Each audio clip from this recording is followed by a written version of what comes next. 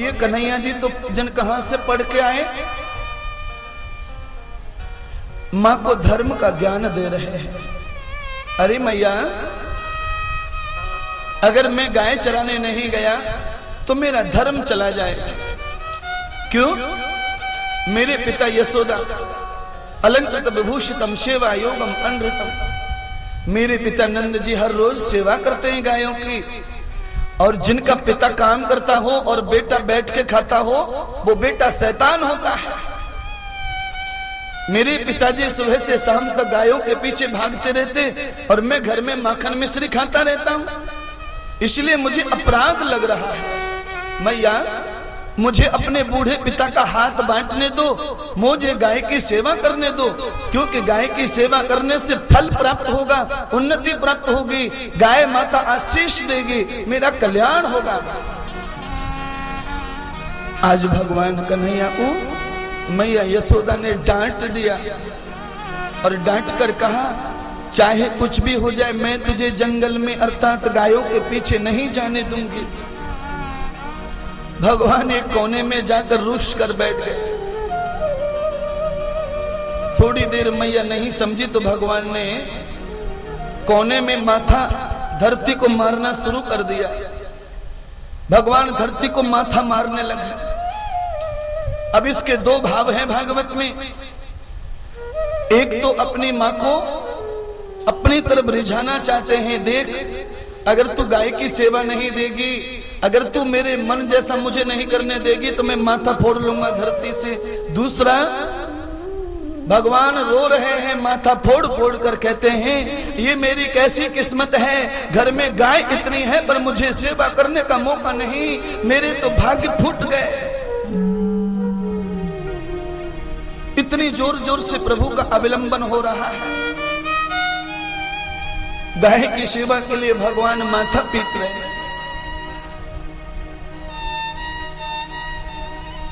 और हम किसी बच्चे को कह दे, अरे अरे गाय छूट गई जरा बांध दे, बच्चा वहां से उल्टा जवाब दे देगा, मैं वहां जा रहा हूं तुम ही बांध दो। और भगवान गाय की सेवा के लिए रो रहे। मैया से कन्हैया का बहुत देर तक दुख नहीं देखा गया। मैया नंद बाबा के पास गई और कहा, तुम्हारो लालो बहुत जिद करे, तुम तनक मथुरा जाओ और लाला के लिए अच्छे से पादुका लेके आओ, क्योंकि वो गाय के पीछे जाएगो तो रास्ते में उसे कंकड़ लगेंगे, पत्थर लगेंगे, कोई कांटा उसके पैर में चुभ जाएगा, इसलिए उसके लिए पादुका ले आओ, जूते लेके आओ। कन्हैया ने सुन लिया। कन्हैया ने कहा, मैं नहीं पहनूंगा, मुझे पादुका नहीं चाहिए, मैं तो नंगे पैर ही जाऊंगा गऊ के पीछे।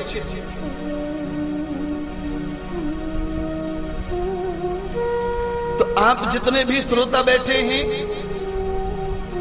आस्था चैनल के माध्यम से जितनी भी दुनिया सुन रही है, सबके लिए एक ही संदेश है कि कभी भी भोजन परसते समय चप्पल जूता ना पहने, कभी भी साधु संत माता पिता गुरु की सेवा करते जूता चंपल ना पहने, और सबके माँ सबकी जननी बैकुंठ धाम गौ लोक की जननी गौ माता की सेवा करते भी चप्पल जूता ना पहने। जब गाय को आटा खिलाना हो, गाय को रोटी खिलानी हो तो पैर में जूता चप्पल नहीं चाहिए। अगर गाय को तुम्हें लोई खिलानी है तो पैर में चप्पल हुई तो तुम्हें पाप लगेगा, क्योंकि गाय तो भगवान कृष्ण की माँ है। भगवान को जैसे पुजारी लोग मंदिर में भोग लगाते हैं तो चप्पल जूता नहीं पहनते, ऐसे गाय मैया को भोग लगाएं तो चप्पल जूता तुम भी मत पहनो। पर तुम तो इतने बेवकूफ हैं कि चप्पल जूता से क्या है, तुम तो डंडे से खबर लेते गैया कि अगर दूध ना देते।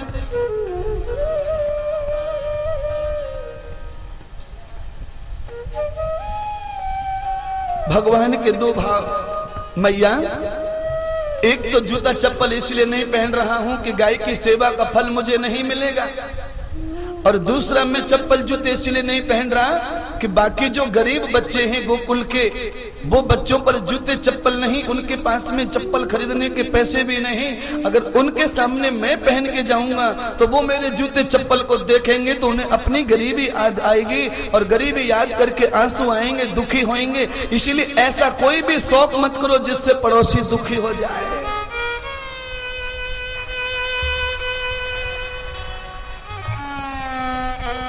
तुम्हारे पड़ोसी ज्यादा गरीब हैं और तुम अमीर हो गए हो तो उन पड़ोसियों के बीच में ज्यादा मत आडंबर करो, थोड़े सादा जीवन जियो।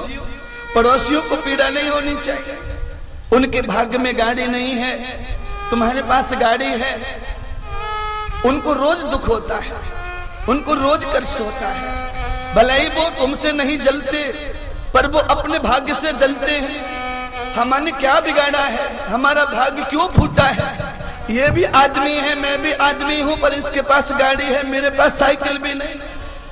तो उसे अपनी गरीबी पर जो रोना आता है वो रोना नहीं आएगा अगर आप गरीबों के बीच में अपनी अमीरी को छुपा के रखेंगे। पर हमारी तो ऐसी दिखावे की आदत हो गई है कि थोड़ा सा अच्छा सा हो गया एक साल में तो हम उसे प्रस्तुत कर देते हैं। मत करो प्रस्तुत, यूं तो करोड़ों रहता है, पर आप तो बाबा जी हैं तो बाबा जी बन के ही रहो। करोड़ों का दिखावा क्यों करने का? भगवान ने आपको बड़ा बनाया है, आप भगवान के ऋणी हो, इसीलिए आप कभी बड़े नहीं हो। क्योंकि जिसके ऊपर भगवान का कर्जा है वो कभी ऋणी है, वो कभी बलवान नहीं है, कभी धनवान नहीं है। पहले भगवान का कर्जा चुका दो, फिर गांव में दिखावा करो तो मैं समझूंगा कि तुम बड़े आदमी हो और धनवान हो। ये तो भगवान का दिया हुआ है, ये तुम्हारे बाप का थोड़ी। भगवान के दिए हुए प्रसाद के ऊपर तुम घमंड करो, पड़ोसियों को जलाओ, तो ये तुम्हारी बेवकूफी है।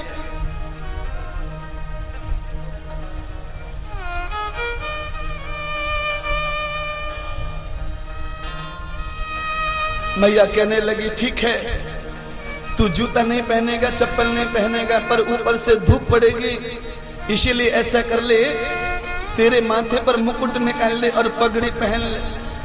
आज भगवान कन्हैया ने पहली बार पकड़ी, माथे पर पगड़ी बांधी है मैया। आप ध्यान करें, ज्यादा धूप में काम करना हो तो माथे पर तौलिया जरूर बांध लो। भगवान गीता और भागवत कह रही है, जब ज्यादा धूप में जाओ तो माथे पर पगड़ी चाहिए, माथे पर रुमाल चाहिए। आज मैया यशोदा ने कन्हैया को पगड़ी बांधी है, माथे पर स्वाफा बांध दियो। अब ध्यान करिए क्या कथा चल रही है। मैया ने लाला को हर रोज मैया कटी वस्त्र पहनावे ही, आज कन्हैया धूप में जाएंगे तो बड़े कपड़े पहना रही है। आज मैया ने लाला को धोती पहनाई जो पैर की अंगुलियों तक, कमर तक पूरी की पूरी उंगलियों की और पैरों को छुपा ले। आज मैया ने लाला को पीला वस्त्र डाल दिया जिससे धूप का प्रभाव कम हो जाए। मैया तिलक कन्हैया को लगा रही है। मैया ने कहा, गाय कितनी भी सीधी हो फिर भी हे पुत्र हाथ में छोटी सी एक लकड़ी रखो। तो मैया यशोदा ने कन्हैया को लठिया पकड़ाई और खेत में जा रहे हैं गैयों को चुगाने, तो मैया यशोदा ने कन्हैया को खाने के लिए मक्खन दिया और मिश्री भी दी। कन्हैया चले, मैया यशोदा कन्हैया को दरवाजे से निहारती है और कन्हैया की बलैया उतारती है। मेरू लाला पगड़ी में, धोती में और दुपट्टे में अति सुंदर दिखे। अब तो मैया की बातें सुनिए। एक छोटा सा भजन है हमारे ब्रजवासियों का, उस भजन को गुनगुनाइए और मैया अपने कन्हैया के बारे में क्या कह रही है उसे सुनते चलिए। छोटी छोटी छोटी छोटी छोटी छोटी छोटी छोटी छोटी छोटी छोटी छोटी छोटी गैया छोटे छोटे ग्वाल, छोटी छोटी गैया छोटे छोटे ग्वाल, छोटो सो छोटो सो छोटो सो मेरो मदन गोपाल, हरि छोटो सो मेरो मदन गोपाल। छोटी छोटी गैया छोटे छोटे ग्वाल, छोटी छोटी गैया छोटे छोटे ग्वाल, छोटो सो मेरो मदन गोपाल, हरि छोटो सो मेरो मदन गोपाल।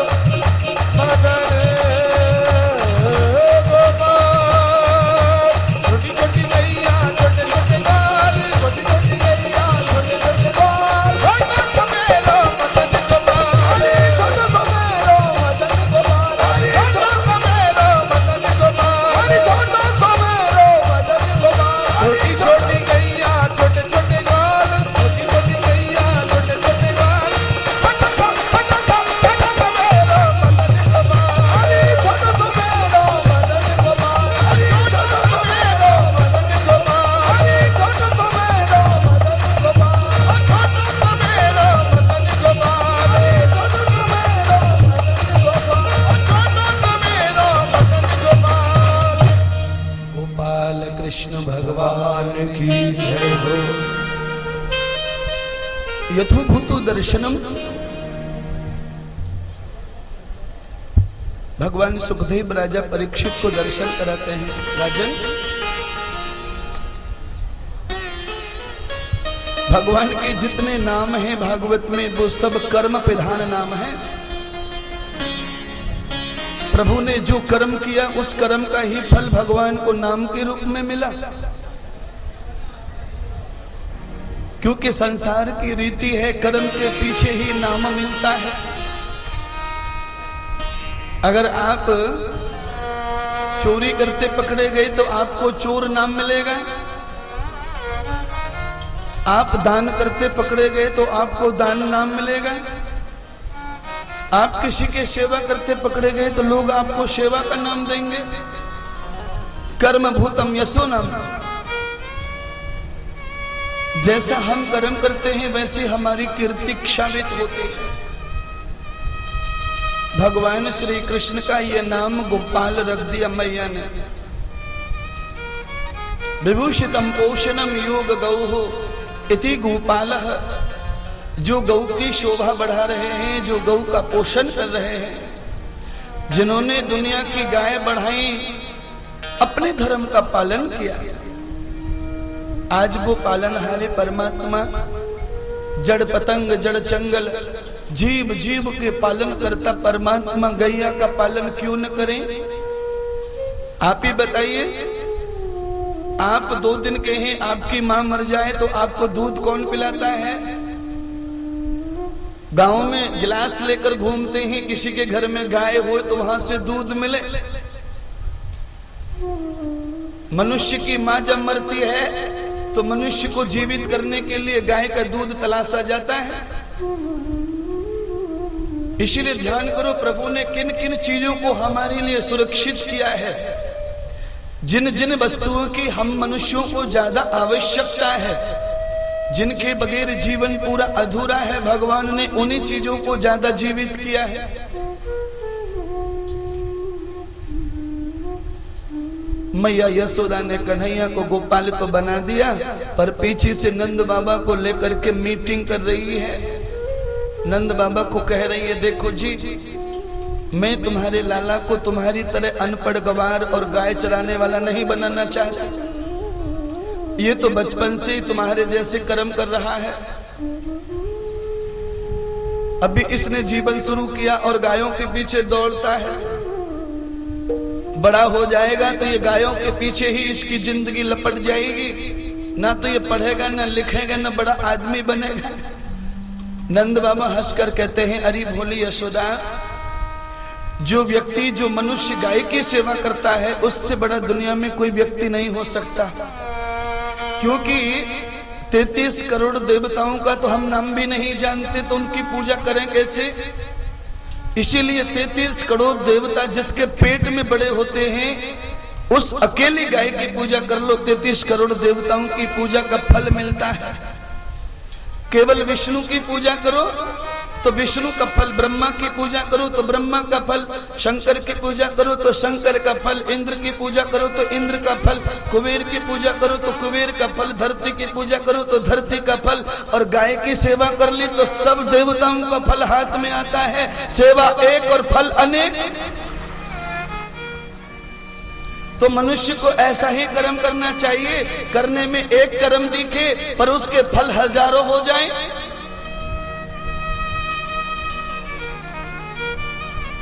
ये भागवत करना भी ऐसा ही कर्म है। आदमी एक भागवत करता है, देखने में तो एक ही कर्म है, 7 दिन भागवत भागवत, पर इसके कम से कम असंख्य फल हैं, 1 करोड़ फल हैं। मैं गिनती क्या करूं? करोड़ कहूं तो भी बेकार, अरब कहूं तो भी बेकार। इसीलिए नैति नैति शंखम शंख योगम फलश्रुति, कोई गिन न सके, इतने फल है भागवत। राजा सुखदेव जी के साथ बैठे सुखदेव जी ने राजा परीक्षित को कहा, राजन, भागवत को जो व्यक्ति जिस भाव से सुनता है उसको वही फल मिलता है। अब दुनिया में किन किन भावों से तुम सुन रहे हो? कोई तो अपने बच्चों से परेशान है, कोई नौकरी से परेशान है, कोई धन से परेशान है, किसी को बच्चे नहीं हैं, किसी को बच्चे हो गए हैं, किसी के बच्चे पढ़ते नहीं हैं, किसी के घर में अनाज का प्रॉब्लम है। तो ये सारे दुखों से निकलने के लिए कथा सुनी जा रही है और सबकी कामनाएं पूरी होंगी, इसीलिए न जाने कितने फल देती है भागवत। तो भागवत को साधुओं ने कल्प वृक्ष कहा है। देखने में एक ही वृक्ष है, पर इस पर सबके मन जैसे फल लगते हैं, जो चाहो सो ले लो।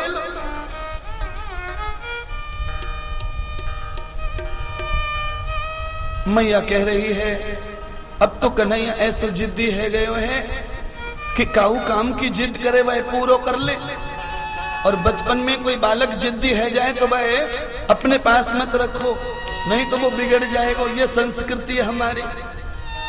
बचपन में जो बच्चा जिद्दी है, अगर वो माँ बाप के साथ रहा तो वो बर्बाद हो जाएगा और बिगड़ जाएगा। तुम्हारा बच्चा जिद्दी हो जाए, तुम्हारा बच्चा हट करने वाला हो जाए, तुम्हारा बच्चा शौकीन हो जाए, तो उस बच्चे को तुम तुम्हारे पास से ऐसी जगह भेज दो जहां पर साधुओं का निवास हो, जहां पर अपनी पहचान का कोई आदमी न रहता हो। बच्चा वहां 6 महीने में सुधर जाता है। यशोदा कहती है नंद से, या लाला को ऐसी जगह भेज दो जहां ये सुधर जाए। मैया को बिगड़ता हुआ दिख रहा लाला। अब गाय चराने की जिद की तो मैया कह रही है तो ग्वारिया हो जाएगा। आज तो मैया ने नंद जी को पटा लियो। नंद जी ने कहा तू चिंता ना कर, वो मेरो लाला है, वो बिगड़ने वालों ना। पर अब गाय की सेवा वो नहीं करेगा तो कौन गाय की सेवा करेगा? बाप की संपत्ति का मालिक तो बेटा ही होता है, और मेरी संपत्ति तो गाय है, उनकी रखवाली बेटा करेगा तो ही वो मालिक बनेगा। मैया ना समझने को तैयार। मैया ने कहा मोकू ग्वारियों ना बनानो, और मेरे को गायों के पीछे भेजने वाला नहीं चाहिए, मुझे तो सारी दुनिया से अलग मेरा लाला चाहिए। नंद बाबा ने अपने छोटे भाई को बुलाया। छोटे भाई उपनंद आए और कहा भैया मुझे क्यों बुलाया है? तो उपनंद को इसीलिए बुलाया कि तुम रथ तैयार कर लो, कन्हैया शाम को लौट के आएंगे गाय चराकर, तब उनको सीधे बलराम और कन्हैया को दोनों को बिठाओ और यहाँ से थोड़ी सी दूर यमुना के उस पार ले जाओ जहाँ पर साधु संत ऋषि मुनि रहते हैं। 6 महीने उनके संपर्क में डाल दो, वहां पर पढ़ भी जाएंगे और थोड़ा सीख भी जाएंगे और यार दोस्तों की संगति भी छूट जाएगी। तो ध्यान करो, बच्चा शराबी हो जाए, बच्चा अंडा मांस खाने वाला हो जाए, बच्चा जुआ खेलने वाला हो जाए, बच्चा सट्टा लगाने वाला हो जाए, तो उसे 6 महीने के लिए किसी अच्छे साधु के पास भेज दो। 6 महीने में सब छूट जाता है। आज कन्हैया की जिंदगी के निर्माण का सवाल है। छोटे लाला को भगवान बनाना है। साधुओं ने यहाँ कहा कि बिना कन्हैया की, बिना भगवान की इच्छा के दुनिया में कुछ नहीं होता। आज नंद यशोदा जो भी कर रहे हैं वो भगवान की इच्छा से कर रहे हैं, क्योंकि भगवान को ही वृंदावन जाना था, इसलिए उनकी बुद्धि ऐसी कर दी माता पिता की। रथ सजा हुआ मिला है। बलराम और कृष्ण दोनों गैया चरा के शाम को घर लौटे। मैया ने कहा कि पूरी सब्जी तैयार है, मक्खन मिश्री तैयार है, रथ में रख दिया है, दोनों बच्चों को बिठाओ और इन्हें सुधारने के लिए वृंदावन भेज दो।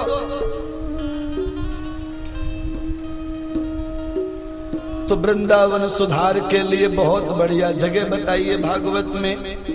इसीलिए हम सब लोग महाराष्ट्र, गुजरात, एमपीसी, राजस्थान से यहाँ पर पधारे हैं। चलो गुरुजी के साथ में वहाँ भगवान का धाम भी है, भागवत भी है, तो हम सुधर आएंगे। जब से ही चर्चा है सुधरने की, पर दूर के आने वाले लोग यहाँ वृंदावन में सुधर के जाते हैं और वृंदावन के लोग वृंदावन में रह के बिगड़ते ही जा रहे हैं।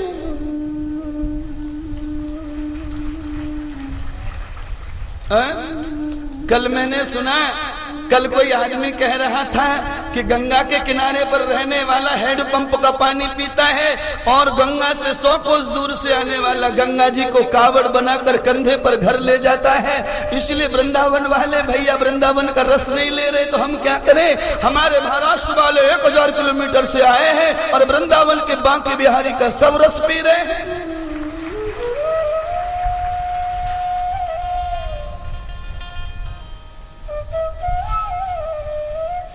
मेरी समझ में आई थी उस आदमी की बात, भाई ये बिल्कुल सही बोल रहा।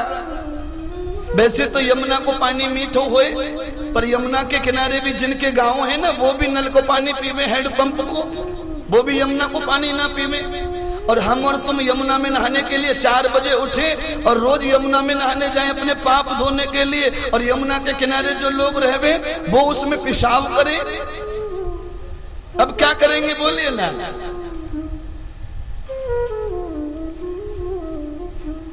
तो जो लोग तीर्थ में रहते हैं उनको तीर्थ का कोई महत्व नहीं समझता।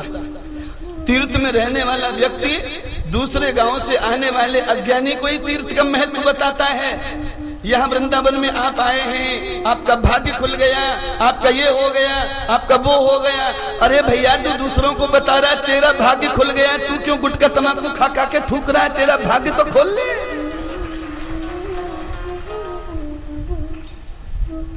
रटे जा राधे राधे, अरे बजे जा राधे राधे, रटे जा राधे राधे, अरे भजे जा राधे राधे। और राधे सब वेदन को सार, बजे जा राधे, राधे सब वेदन को सार, बजे जा राधे राधे,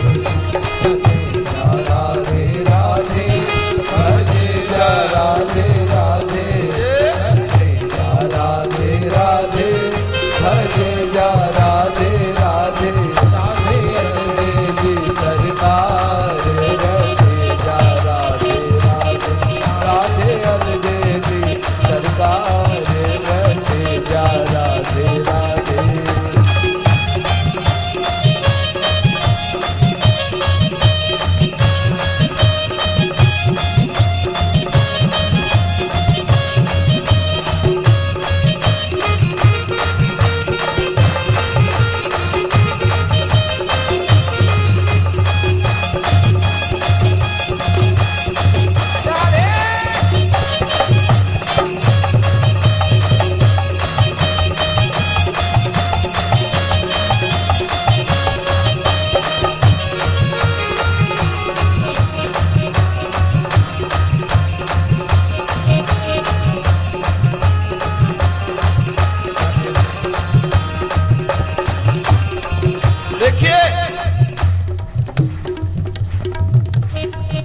पूरे 10 साल हो गए महाराष्ट्र में समझाकर,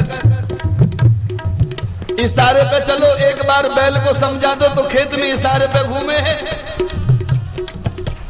और तुम बैल से ज्यादा बिगड़े हुए तो नहीं हो, ये तो पक्की बात है, क्योंकि वो पशु जाति का है, उसके बिगड़ने की बात ही क्या।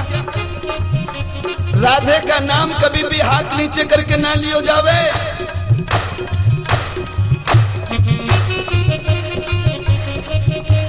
राधे राधे राधे राधे राधे राधे, राधे राधे राधे राधे राधे राधे, राधे राधे राधे राधे राधे, राधे राधे राधे राधे राधे राधे, जय राधे राधे जय राधे राधे राधे राधे राधे राधे राधे राधे राधे राधे राधे राधे राधे राधे राधे राधे राधे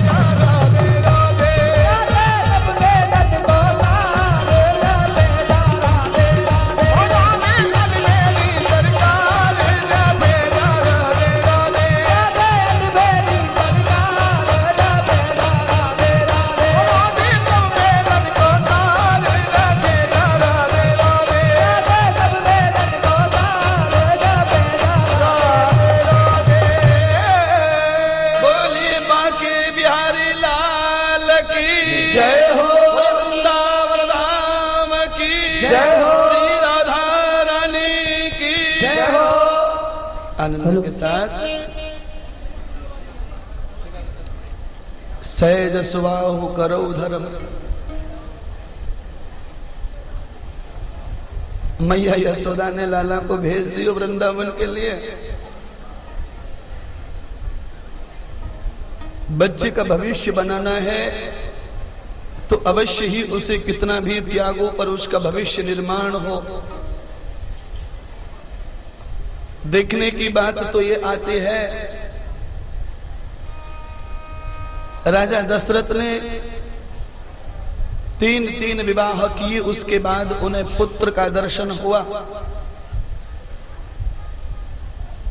बुढ़ापे में बच्चों का दर्शन हुआ है, फिर भी पुत्र से इतना लालच न किया। राजा दशरथ बराबर समझते हैं कि अगर पुत्र को इतनी विनंतियों से, इतनी भक्ति से पाया है तो भक्त पुत्र इतना महान होना चाहिए। माता पिता इतनी ही ज्यादा बच्चे के साथ अपना मेल प्रेम अनुराग करते हैं, बच्चे की जिंदगी उतनी ही खत्म होती है।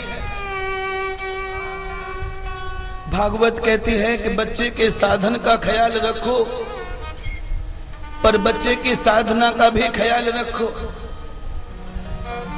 बच्चे के साधन के रूप में तुमने उसे कार दिलवा दी, पर बच्चे की साधना को नहीं देखा तो कार सीधी ट्रक के नीचे जाती है। बच्चे को बचाने की कोशिश करो, बच्चे को मृत्यु की तरफ मत भेजो।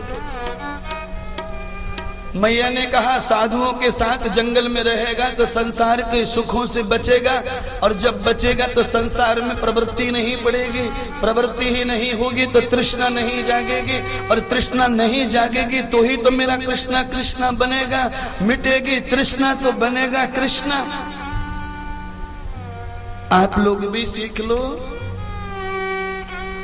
जो अपनी इच्छाएं कम कर लेते हैं, जो अपनी तृष्णा कम कर लेते हैं, वही सुखी रहते हैं। इच्छा को मारिए, तृष्णा पर कंट्रोल करिए, आप बड़े सुखी हो जाएंगे। इच्छा बढ़ती जाएगी, तृष्णा बढ़ती जाएगी, और तृष्णा की तृप्ति नहीं है, इच्छा की पूर्ति नहीं है तो रात भर नींद नहीं आएगी, दिन भर चैन नहीं आएगा, और यूं ही धीरे धीरे खत्म हो जाओगे। लोग साधनों को जुटाने में ही बर्बाद हो रहे हैं। इस बार ज्यादा मेहनत करूंगा क्योंकि मुझे घर में मार्बल लगाना है। इस बार और मेहनत करूंगा क्योंकि मुझे गाड़ी खरीदनी है। इन सब आडंबरों में आदमी पिसा जा रहा है, पिसा जा रहा है। संस्कारम द्वज उच्चते, वेद कहता है अगर संस्कारों में और विद्याओं में ज्यादा ध्यान दिया तो गाड़ी घोड़ा मकान बंगले ये तो तुम्हारे पीछे घूमते हैं।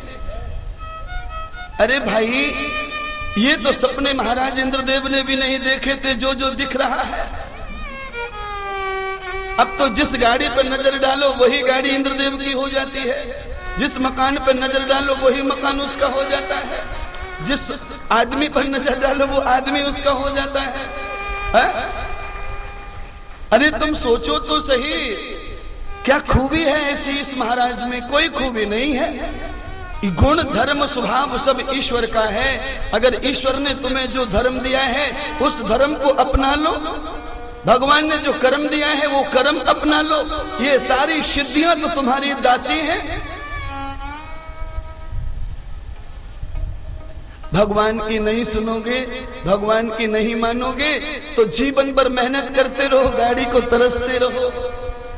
कब एसी में बैठूंगा, कब एसी में सोऊंगा, कब एयर कंडीशन गाड़ी आएगी? कभी नहीं आएगी, कभी नहीं आएगी। जिस आदमी का सिर झुका भगवान के आगे, जिस आदमी का सिर झुका भगवान के आगे, सारी दुनिया झुकती है उस इंसान के आगे। एक बार प्रभु से प्रेम तो करो, एक बार प्रभु की आज्ञा मानकर तो देखो, एक बार ब्रह्मचर्य का पालन तो करो, जीवन पूरा बदल जाता है। पूरे जीवन पर एरिकेशन श्वेत पूर्ण हो जाता है। जीवन में ऐसा निखार आता है कि दुनिया वाले अचंबा समझते, आश्चर्य समझते हैं, ये क्या हो गया है? अरे भैया कल तो ये ऐसे ही घूमता था, अचानक ये क्या हो गया, इतना बदलाव कैसे हुआ? ये बदलाव करने वाला तो ईश्वर है। रात रात में सुदामा की नगरी को वो सुदामापुरी से द्वारकापुरी बना सकता है, तो रात रात में तुम्हारे जीवन को भी अरबों खरबों का मालिक बना सकता है। खाली उसके चरणों पर विश्वास रखो, उसकी नीति का कर्म अपनाओ। राम की फोटो घर में रखोगे और काम रावण के करोगे तो जीवन भर मोटरसाइकिल के लिए तरसते रहो, पर कभी नहीं मिलेगी चढ़ने को।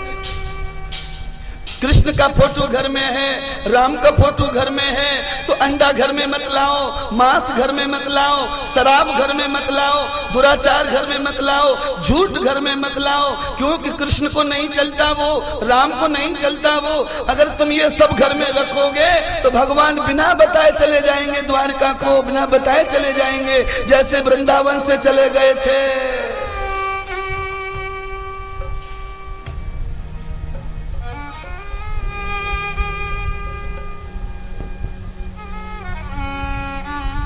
देखो तो सही, भगवान ने कुत्ते को मांसाहारी बनाया है, तो कुत्ता कभी भी नमक नहीं मांगता मांस खाने के लिए कि नमक डाल दो। हाँ? भगवान ने शेर को मांसाहारी बनाया है, तो शेर कभी भी नहीं कहता कि होटल पैसे पकवा के ले आओ, मैं जब खाऊंगा मुझे नहीं जाएगा। आप समझते क्यों नहीं मांस खाने वालों? जिनको मांसाहारी भगवान ने बनाया है वो मांस को कच्चा खाते हैं, उनको छोंकने की जरूरत नहीं पड़ती है। और हम लोग जितने भी कोई यहाँ मांस खाने वाला चैलेंजर बैठा हो, जिसको ज्यादा एक्सप्रेशन है मांस का, ज्यादा आदत पड़ी है, वो खड़ा होकर कहे कि मैं कच्चा मांस खा सकता हूं, तो मेरा चेला मत बनो, मैं उसका ही चेला बन जाऊंगा। कोई माई का लाल कच्चा मांस खा के बताओ। दुकान पे से जैसे खरीद के लाते हैं वैसा मुंह में डाल के बताओ, मैं तुम्हारे जीवन भर पैर धोऊंगा।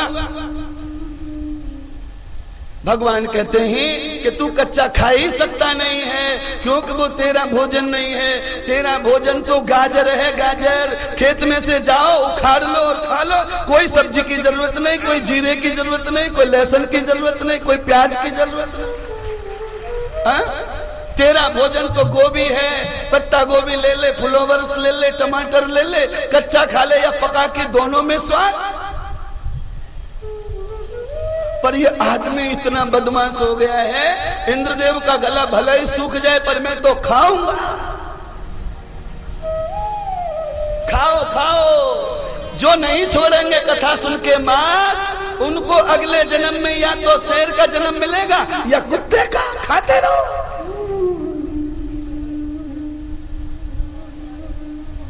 अब सोच रहे होंगे हम तो अगले जन्म में देवता बनने के लिए आए हैं और बाबा तो कुत्ता बना रहा। सच कहूं हाथ जोड़ के, मैं किसी को कुत्ता नहीं बना रहा हूं। मैंने तो भागवत से झंडीपुर में एक कुत्ते को इंसान बना दिया, तो इंसान को मैं तो देवता बनाना चाहता हूं, पर करूं क्या, तुम बनना ही चाहते नहीं। कल मैंने दृष्टांत बताया था ना झंडीपुर गांव का। एक कुत्ता बहुत खटखटाता, एक कुत्ता रास्ता नहीं निकलने देता था लोगों को। 7 दिन की भागवत सुनकर के कुत्ता सुधर गया। पर तुम कब सुधरोगे? सुधर गए पक्का?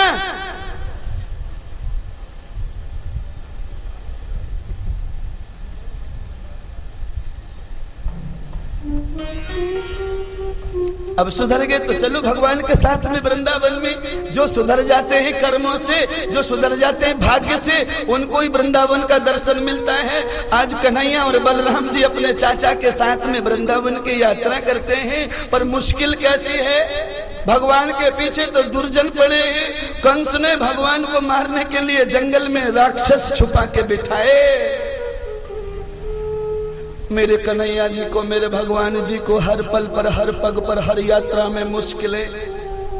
आप घबराइए मत, भगवान का बाल भी बांका नहीं होगा, क्योंकि मुश्किलों से जो घबराते हैं वही मुश्किलों में पड़ते हैं। जिन्होंने मुश्किलों से टकराना सीखा है, मुश्किलें उनसे बच के चली जाती हैं। इसीलिए कभी भी मत घबराइए। महाराज इंद्रदेव एक भजन गाते हैं, जो मुसीबत से न घबराए उसे इंसान कहते हैं, पराया दर्द अपनाए उसे भगवान कहते हैं।